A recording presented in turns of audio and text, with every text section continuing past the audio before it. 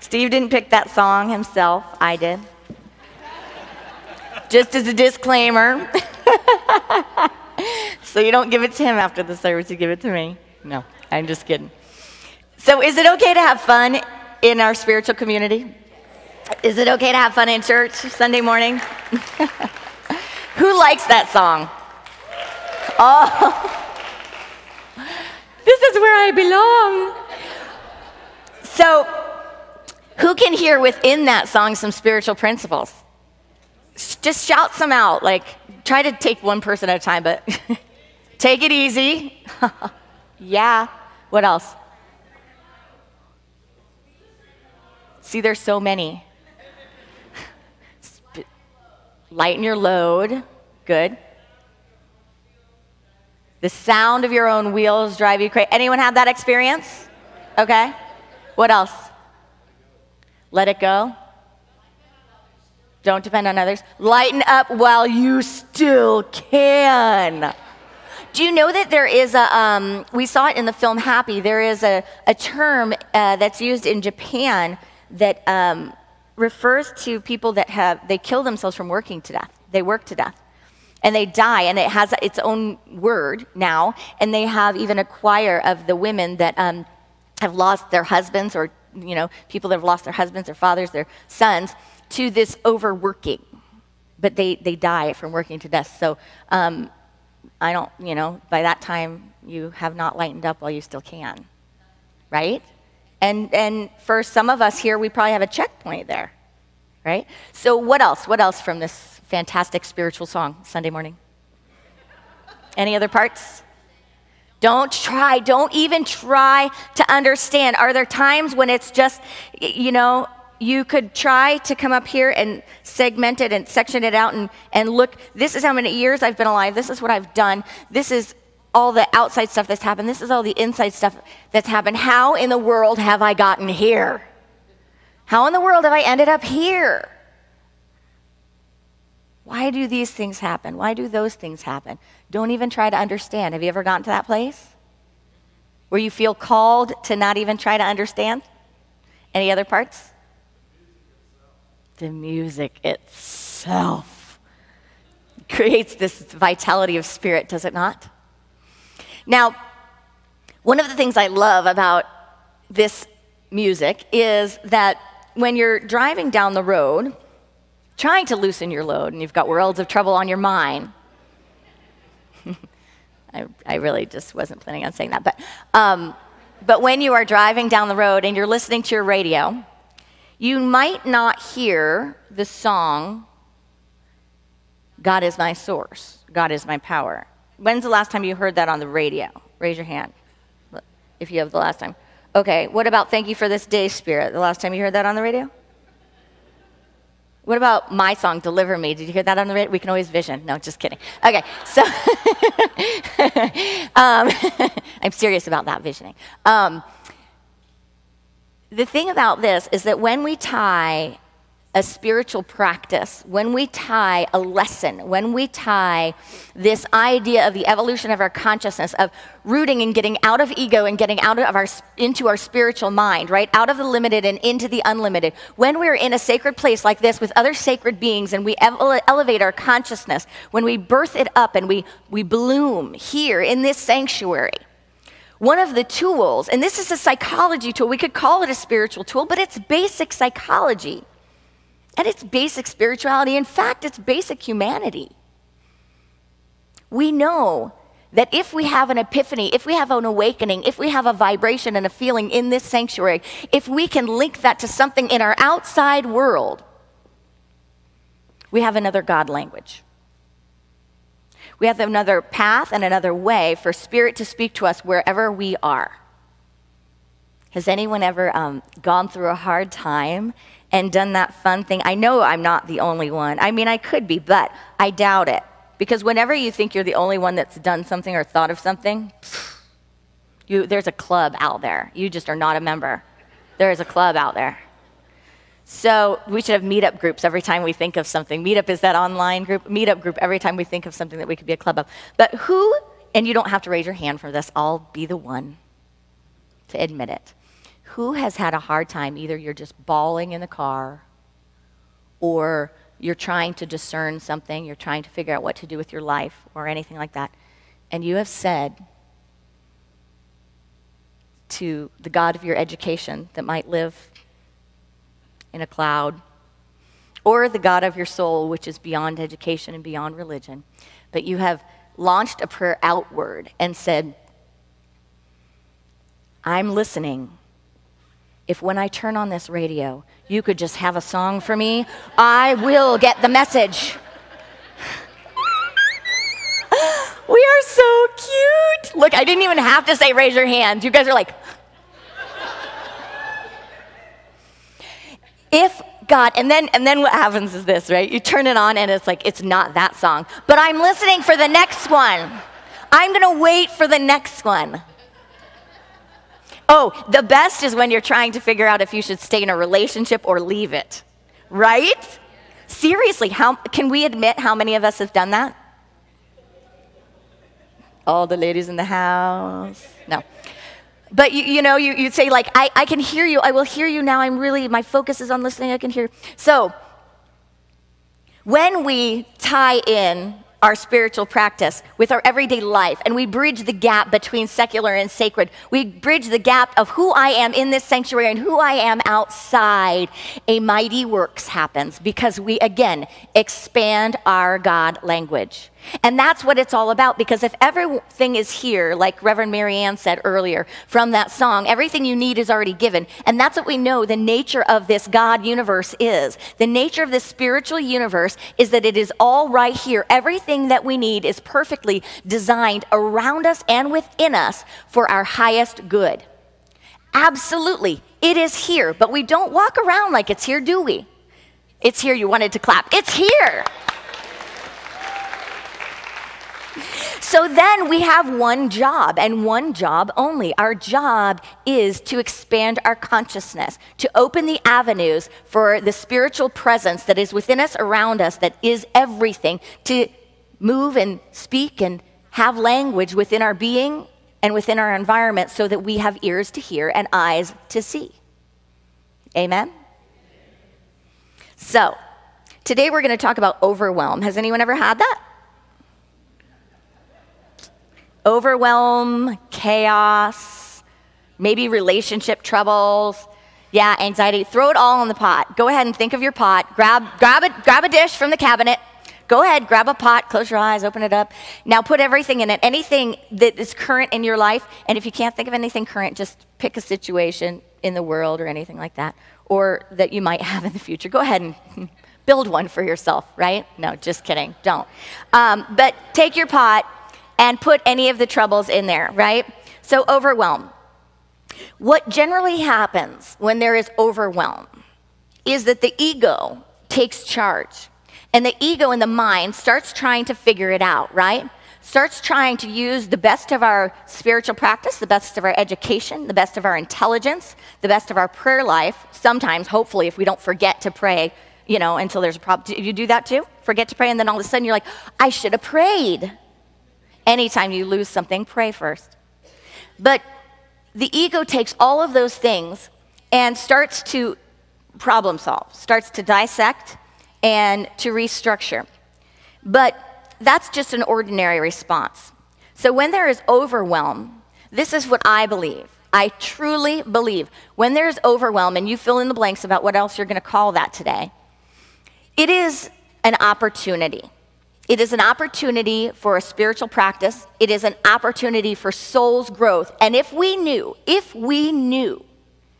really knew how great that opportunity was, how massive the gift of those moments are, if we are willing to take them rather than kick them out the door, throw them off the truck, run, we would recognize that this universe is perfectly and uniquely designed for the consciousness of evolution and for the evolution of our consciousness.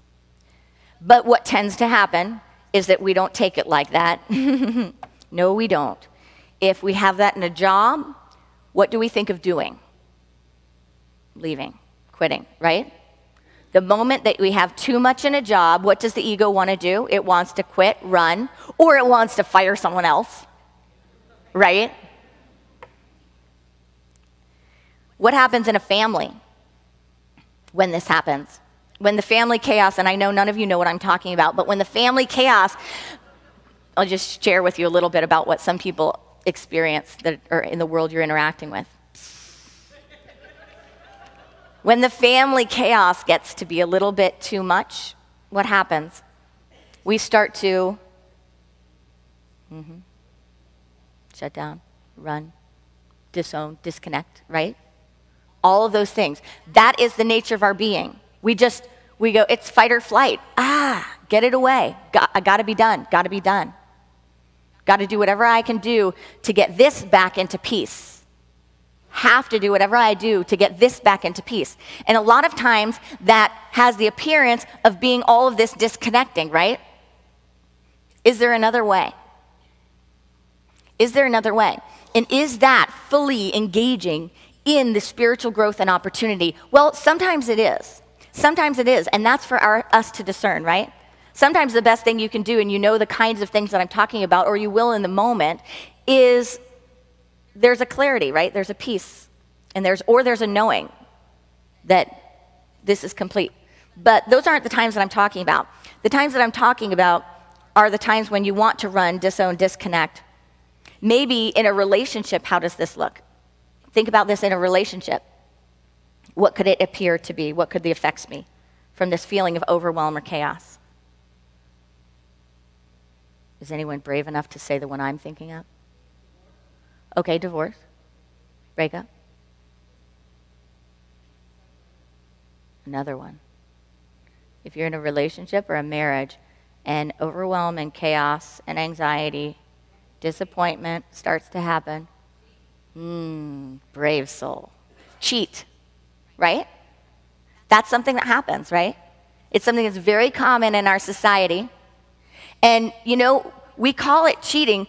You know the difference between cheating and whatever else is a conversation, is a bold and a brave conversation that gives someone else information about their life and where everything is, right? That's the only difference between cheating and any other experience, is a conversation, a courageous conversation.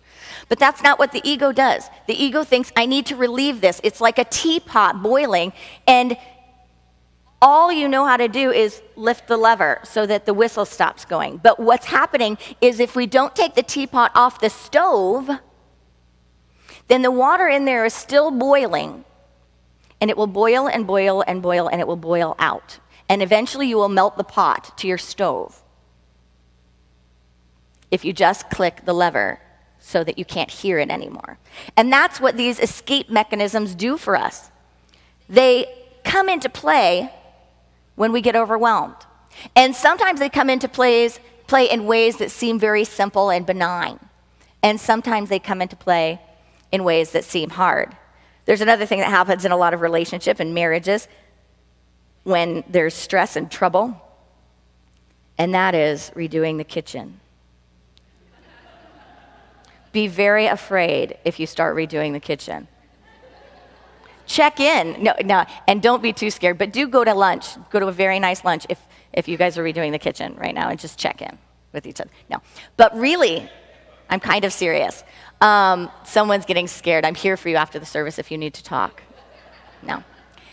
But when we start redoing the kitchen and we're not right here together, when we're not healthy, when we're not strong, when we're not happy, and we start spending money on the house and taking money out to fix things and do this or do that, right? Do you see where I'm going? That is an escape. That is opening the top to the tea kettle. So what do we do when we're heading towards something and it's starting to crumble? Because that's what it feels like a lot of times in life, right? We're heading towards something in our life, whether it's whatever it is in your pot today, or whether we can just generally call it overwhelm or chaos. We're heading towards it, and it starts to crumble, and then we start to crumble. Again, an ordinary response. An ordinary response is to take it as a sign to turn directions, to discard something, or to change something. Very ordinary. What would extraordinary be?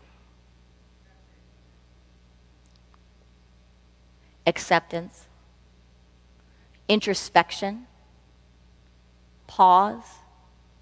See, I believe that any time we are acting, but we're not in a state of balance when we're acting, right? A state of balance, peace, harmony, love, unless it's a different situation, those other ones where our safety and all that kind of stuff is at hand. But when we're acting and we're not in balance first, it's coming from a place of needing to escape, needing to change, needing to run away. When we're acting from those places, we're not acting in our full spiritual potential. We're acting out. And that's okay. It's part of being human. But if we want to be co-creators, it's not a place to create from.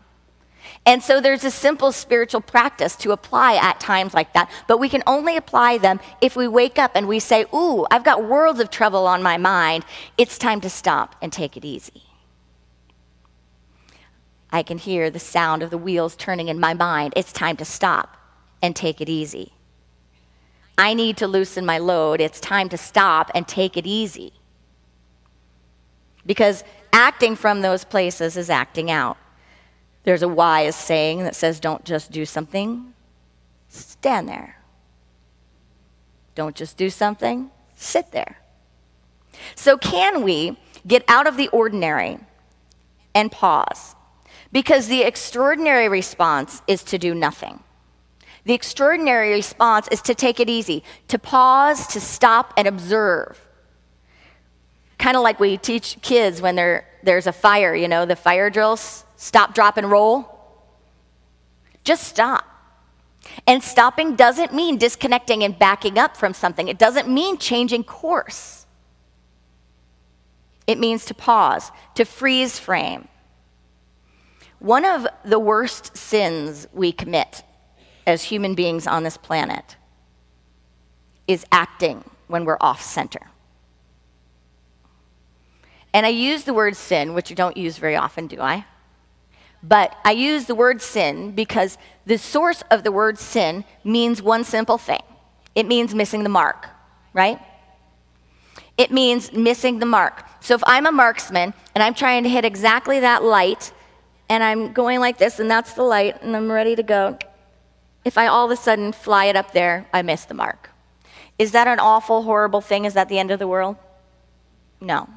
Is that something I'm going to be punished from or for? No, I have another time, I have another arrow, I can just do it again. But it is missing the mark, right? Because from this comes not the result that I was looking to get. I had my eyes on the result, that was the light. The result that I wanted was light. That's what my intention is, that's where my focus is, that's the mark. But that is not what I manifested or demonstrated, it was something else, and most of the times that comes because we're acting when we're off center. A spiritually mature practitioner of life focuses any time that any of these outer circumstances toss us around, focuses not on what is ordinary, which is to look outside of the self and to find the cause and to stop it, but looks within and says, if this has moved me, if this has churned up the soil in the bottom of the river of my life, there is a gift for me here in it. There is something for me here, so let me pause until I get that. Now, people usually stop short of that practice. Why? Because there's this feeling, the ego says, if you do that, that won't stop. And the whole reason we're looking in here is to stop that. The whole reason we're looking in here is to stop that. But it's an incorrect assumption. The whole reason we're looking in here is because this is where the fullness of God is. And the fullness of God is not demonstrated in its great diversity, in its great magnitude, in its great mystery, when we are holding it in by closing something or someone out of our hearts, when we hold it in by believing in a limited universe, or when we hold it in by believing in chaos. Do you know that they have found that even in chaos there is order? Even in chaos there is order. But when we interact with chaos from a place of chaos, there is even more disorder in our lives. Does that mean that everything's not going to reorder and harmonize? Absolutely not. Everything is always evolving towards growth and towards harmony. Charles Fillmore ideated the law of infinite expansion. That means our consciousness is going to expand all the time, collectively and individually, no matter what it looks like in a moment, so we don't judge the moment. We don't judge the moment. We become present to presencing the fullness of all of the moments in any moment they come to us. So if you think about a potter on a wheel, if a potter throws pottery on a wheel, we all know this. If it's not centered and you try to create from there or build a pot from there, you have a big problem. What about a builder? How about a builder that can't get the leveler leveled? Do you want to build from here? Would you stop and just say, you know what? That's probably good enough. I can't quite get it leveled. Would you really?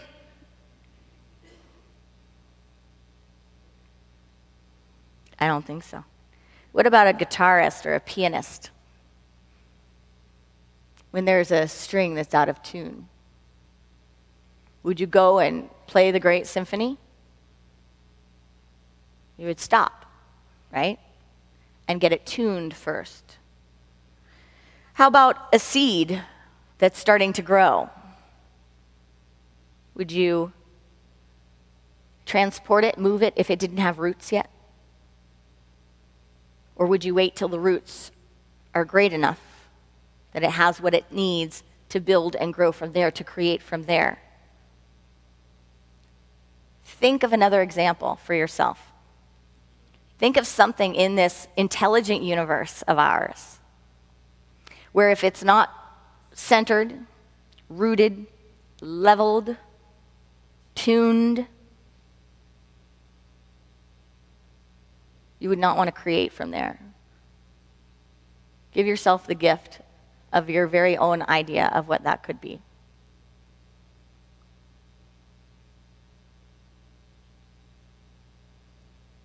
And as you breathe into that idea, connect that with the part of you that remembers in every moment of stress that you were born, you deserve, and your world deserves to birth forth from a place of level and center.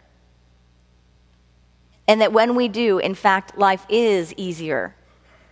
We are taking it easy. So commit to observe.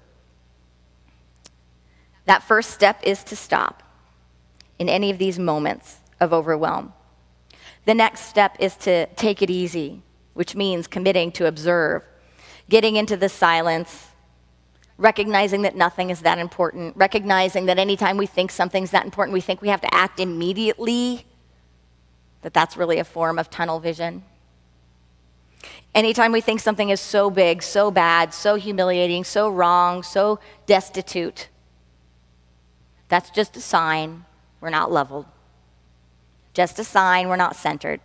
Because when we presence each other, we can see all of these things that we think when our world is falling apart or whatever situation or circumstance is falling apart, we can always find an example that would reroute us and reground us in an instant and remind us, oh no, this is not what falling apart looks like.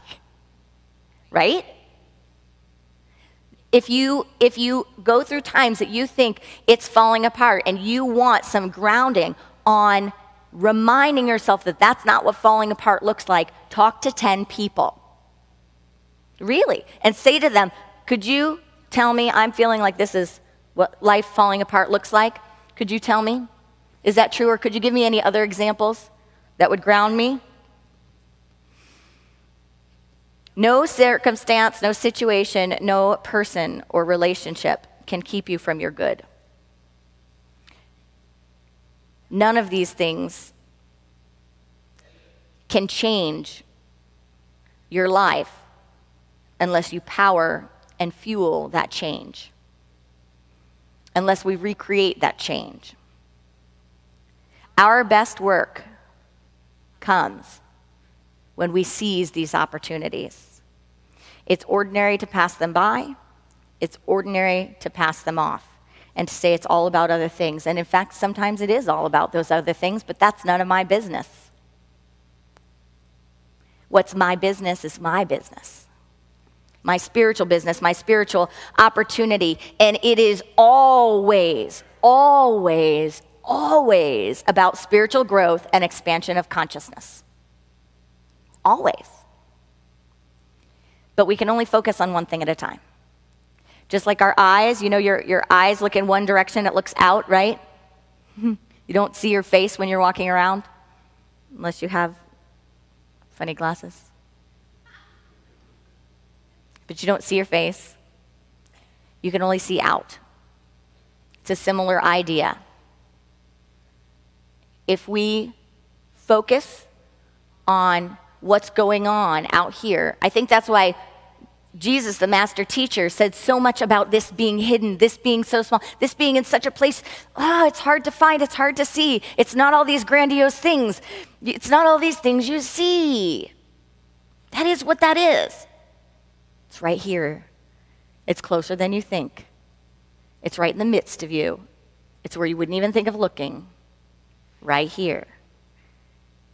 It's what maybe you can't see. And that's always about our spiritual growth and our expansion of consciousness. And if the ego tries to argue with that, it's really impossible. Because if you're arguing with that idea, you're not in peace and presence and center and level. Therefore, there's an opportunity, right? So are we willing to be brave enough to seize these opportunities? I made up a word to help all of us when we're driving down the road.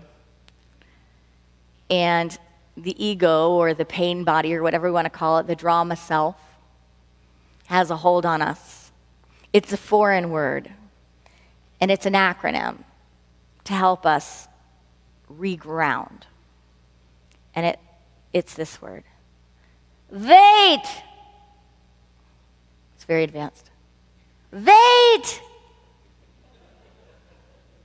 Wait! Does anyone know what I'm saying? You're so smart. Wait! You're not going to forget this. That's why I'm willing to do it.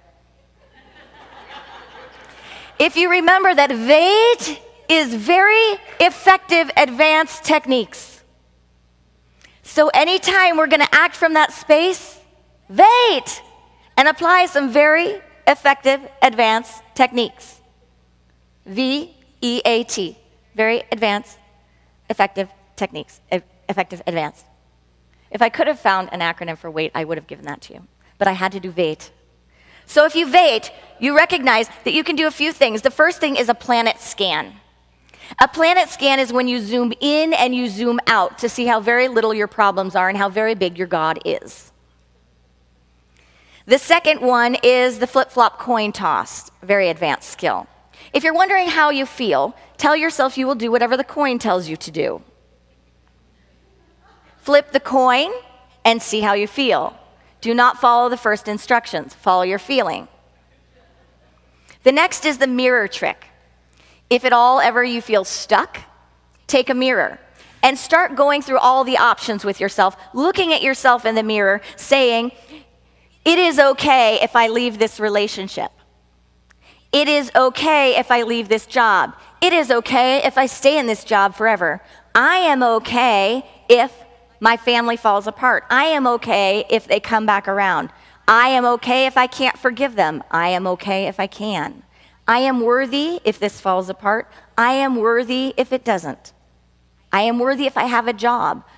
I am worthy if I have money. I am worthy if I don't. It is a huge practice, mirror work. But to look at it and to go through all of the options that bring up and cultivate fear, to look yourself in the eye, because we don't do that very often, do we? And to talk to your crazy little self. And here's the last step. Be determined not to act from that space. Now, we'll all fail at that, but that doesn't mean we don't try, right? We'll all fail at it over and over and over again, but be determined not to act from the place where we're not centered, not leveled. When we act from there, we cannot see that there are 50 choices to choose from. We cannot see that in every situation there is a way out. In fact, a creative way out, and a way into our spiritual presence, a way into light. It's never true that we're stuck. It's never true that there is no way to leave or get out of a tricky situation. It's the voice of the adversary that tells us it's over and we're stuck. If we were in a Baptist church, I would tell you that it's the work of the devil. I would tell you that it's the devil's voice you're hearing and that you should be scared, very scared. But because we're in unity, I'm going to tell you that just because there ain't no devil doesn't mean we shouldn't listen. Be afraid. Be very afraid of that voice. There's a quote I want to share with you by Shakti Gawain, who says, "Every moment of your life is infinitely creative, and the universe is endlessly bountiful. Just put forth a clear enough request, and everything your heart desires must come to you." So it takes radical self-acceptance. It takes radical patience. It takes radical compassion. It takes these extraordinary, not ordinary, spiritual practices and capabilities. And above all, it does not take remodeling your kitchen. Remember that only the mind limits, and in God there are no limits. So get out of that thinking and get into God. Always know that there is a door, there is a way, it can be done. And when all else fails, get another opinion from your higher self. And from Jerry Jampolsky, a changed thought system can reverse cause and effect as we have known it. For most of us, this is a very difficult concept to accept because of our resistance to relinquishing the predictability of our past belief system and to assuming responsibility for our thoughts, feelings, and reactions. Since we always look within before looking out, we can perceive attack outside of us only when we have first accepted attack as real within. Namaste.